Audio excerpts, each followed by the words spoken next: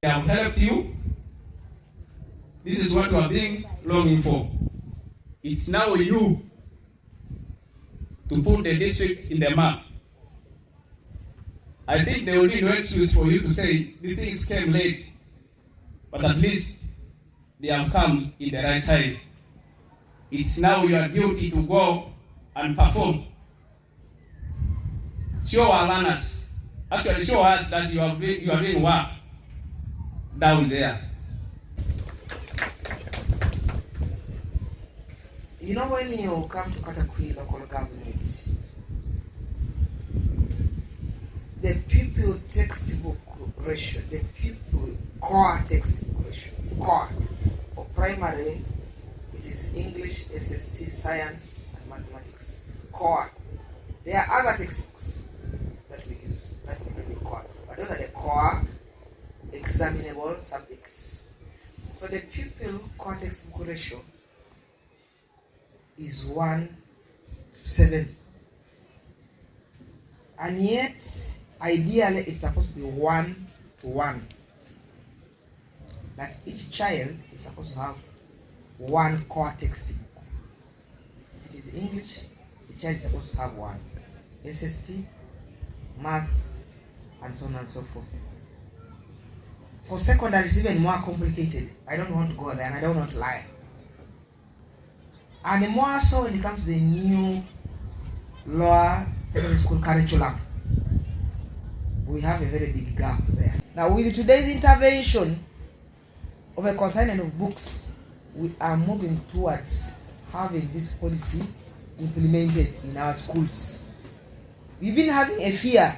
You cannot relinquish 2-3 copies that you have, then the child goes home and probably forgets, or it is stolen, or it is torn.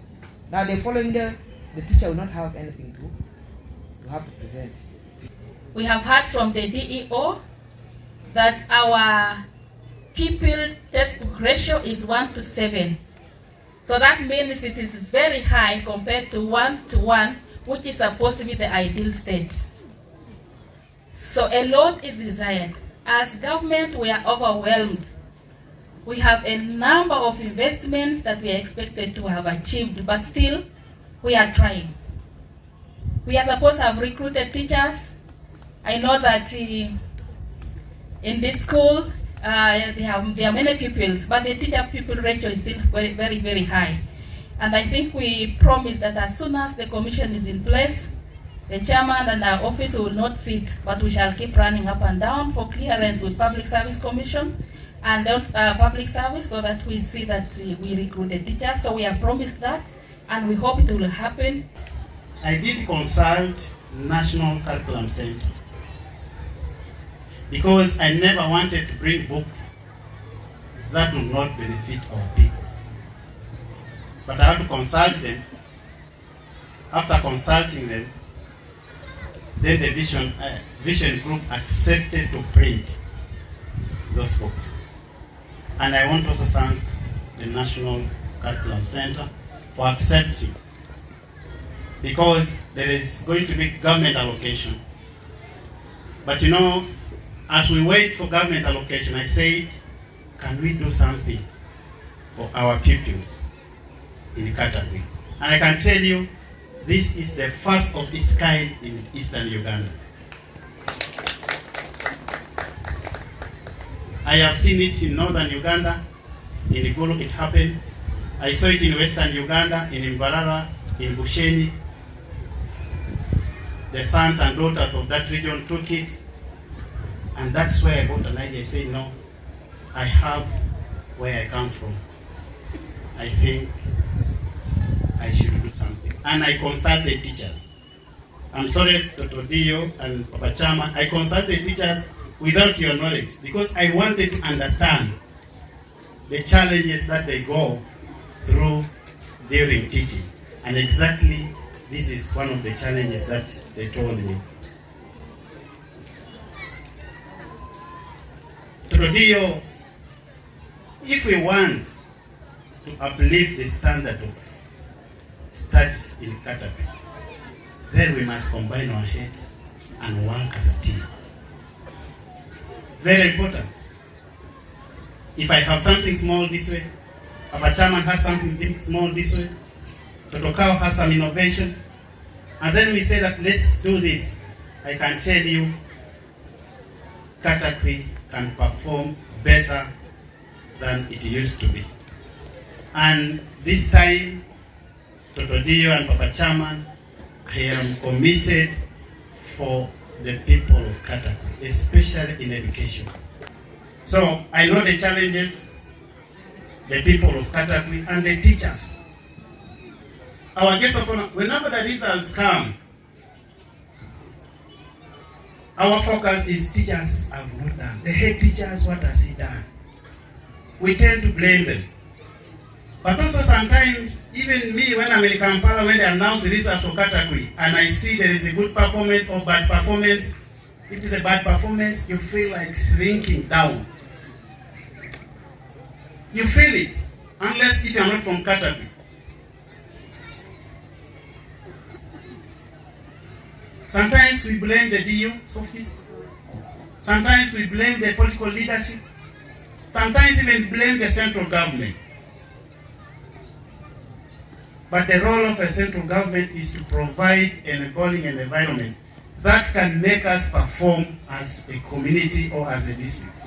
With the introduction of the new curriculum competence-based way of learning, it necessitates a ratio of student to book. The target is 1:1. However, the government is constrained. You see, government is running so many projects that sometimes it doesn't have enough money to facilitate all its programs at a go. So the strategy of priority kicks in. Now, having seen this gap, Vision Group being one of the approved publishers of the new competence-based books, we saw an opportunity to involve people like Dan Mulalu, who are philanthropists, patriots, and people who care about their community. It is as simple as that. So I want to thank our government for finally coming up with this very important thing, and thank your brother for putting initiative to making this reach us. While I want to thank government for that, but I also in a way thought we seem to have not prepared well, even in this change of the curriculum. If you go to schools, these books are not there. Very few. And yet it requires, like Neo said, hands-on. Somebody should be having a particular book, you go with it home, make references and do something. But some schools, I want to tell you, at some point they were having nothing completely. And then teachers. Imagine for me, who used to teach the Tennessee Valley, I think they have removed some of those things.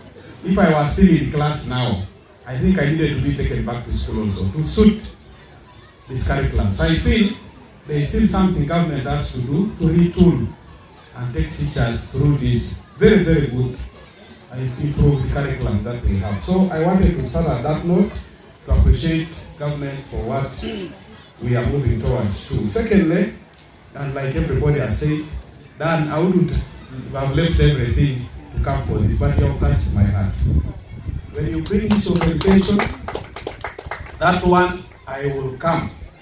And many other things that directly attach to the development of our district.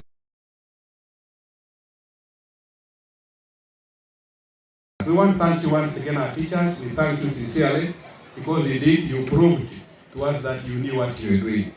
But of course, we should not relent because sometimes when we get excited, we might again fall on the other side. So let's continue in the same spirit and continue supporting our children.